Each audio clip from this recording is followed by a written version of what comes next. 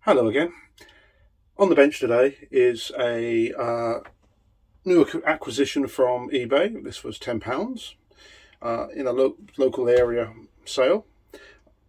It's a JVC monitor from about 1978-79. It's the VM14PSM, and in brackets it says G. It's a bit of a beast. It's a bit of a big old thing with these lovely 70s dials, these controls. The seller did say that they'd lost the power button for this, and I've borrowed this from the little Sanyo I'm working on. So again, it's a push button control. It goes on there, pull like that. Looks a bit wonky as well. Oh dear. So yeah, that probably needs some fixing. Don't know whether it works. So they didn't say whether it works. He just said it was up for sale, and that was it. So it might not work. It's got some pretty old-fashioned connectors on the back. These are actually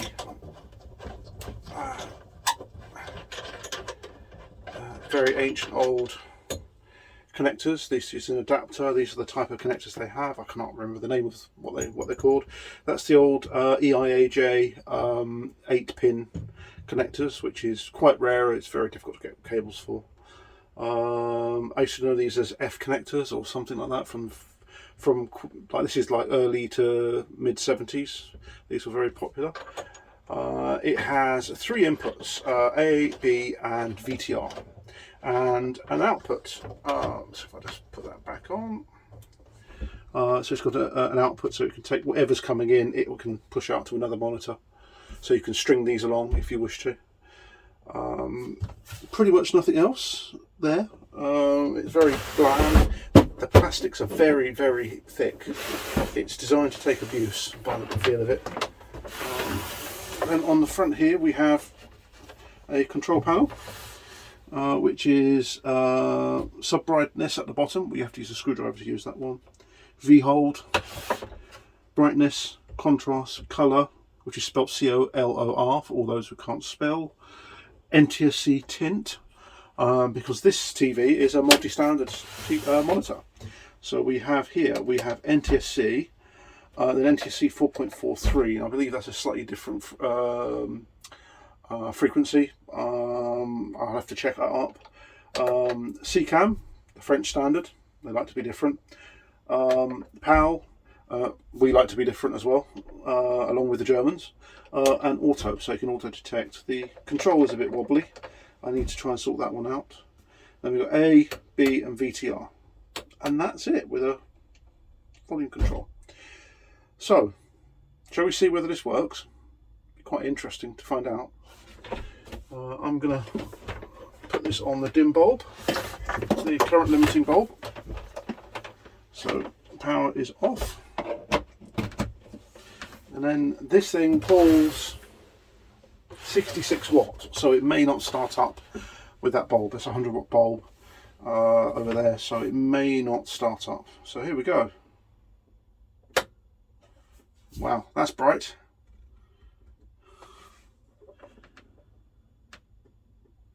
No height, no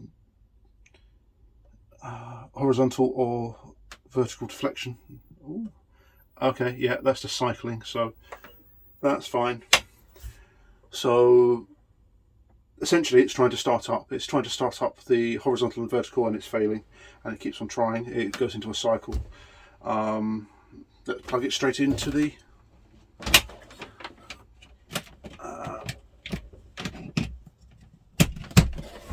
full juice, full mains. Really?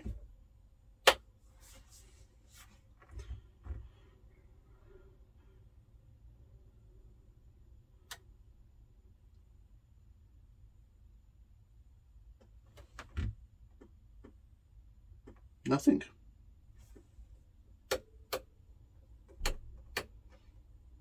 Nothing at all. I can't hear anything. So we have a mystery. It's not powering up. Let's turn that off. No, there is absolutely nothing. The bulb is not lighting up. In fact, the front's not lighting up either. So, okay, let's put this back into there. Oh, I can hear a click from the speaker.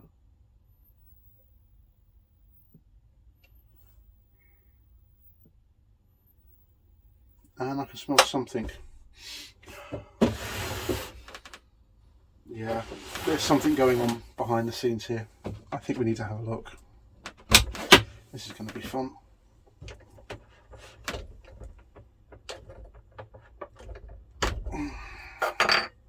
Yeah, I can smell something. Right.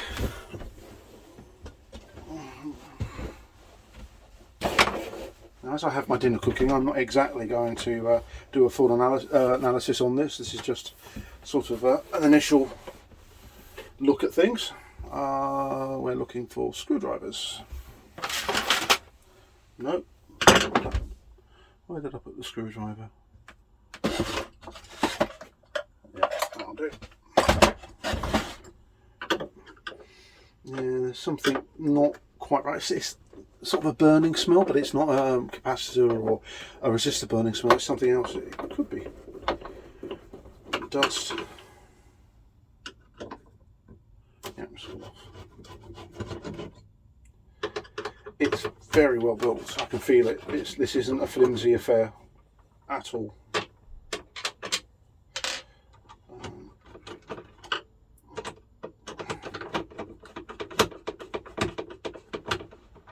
Leave that.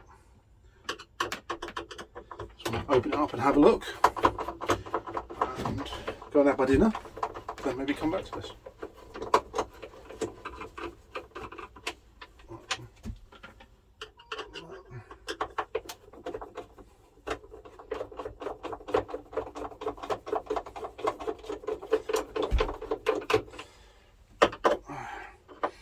I would have thought this would have been bought for some sort of studio,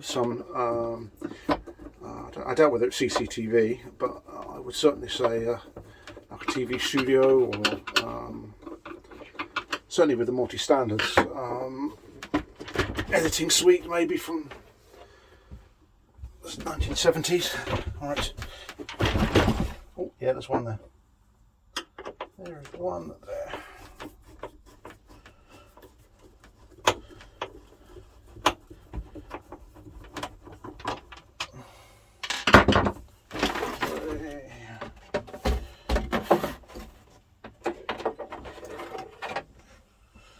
Oh my word, right.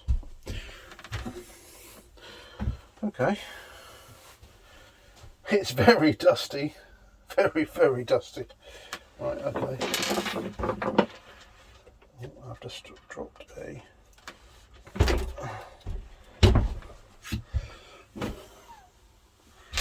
Right. There we go. Let's have a quick look.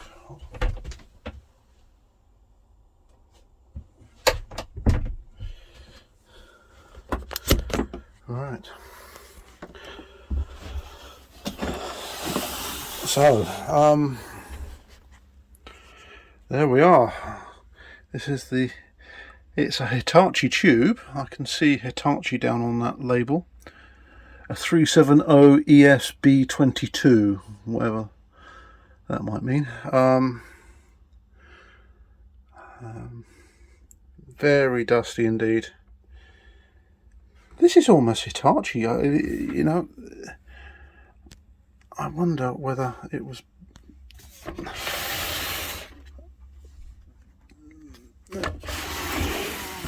There we go. We got some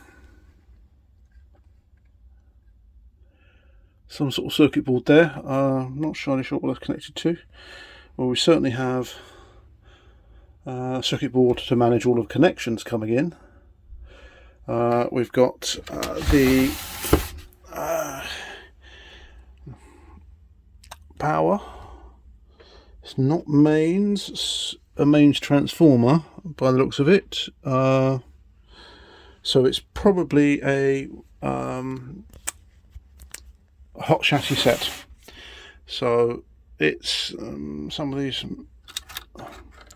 Let me just see whether I can see it. No, doesn't look like a transformer in it.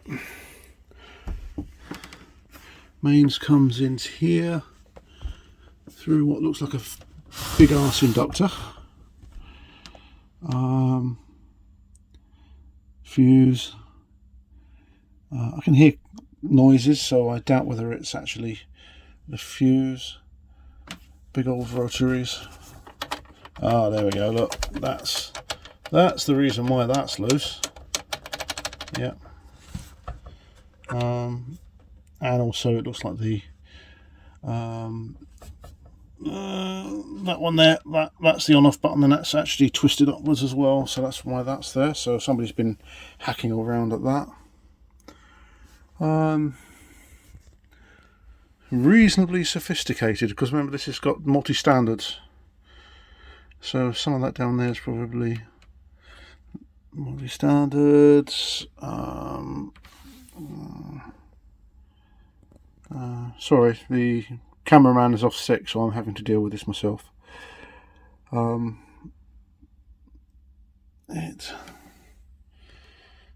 just sort of looking around. The yoke looks clean and tidy. It's dirty and dusty, but let's have a quick. Yeah, there's no corrosion on it. No sign of any corrosion.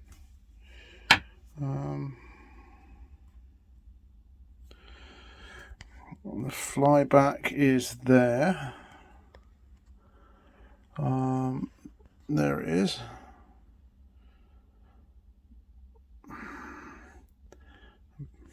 Big fat resistor. Interesting, the power goes from there, but then it then comes over to here. Okay. Oh, hang on, I've got a 1.25 amp fuse. Yeah, it might be interesting.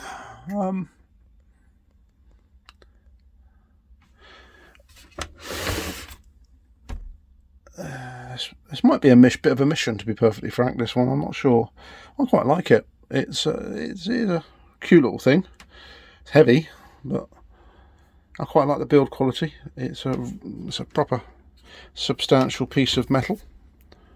Let's have a look around here. Oh, there we go. Nice big 2SD869 power transistor. So we've got degaussing around the outside.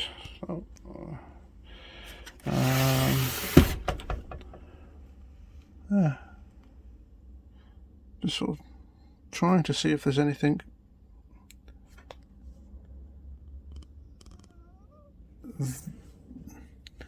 visually bad. Right, okay. There we go. That's a better image of it.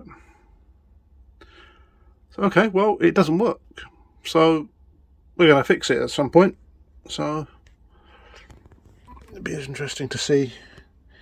Again, I'm definitely hearing noise from the speaker, and then it then powers off. So it's possible that it's a power supply problem rather than anything else.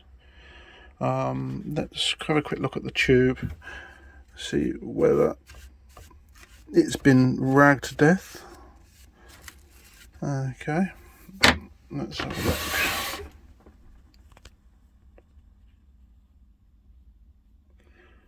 No discoloration on any of the getters.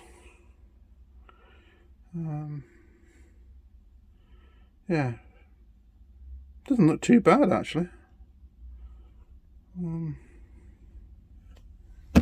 The neck board is there. Yeah, okay. So yeah, let's just zoom back out again. So yeah, I literally won this today, and this video is going up today, so this is the 11th of January. So yeah, well, thanks for watching. Next video, one of the next videos will be about this, so I'm gonna start working my way through and diagnose why it's not coming on, why the power's cycling as well.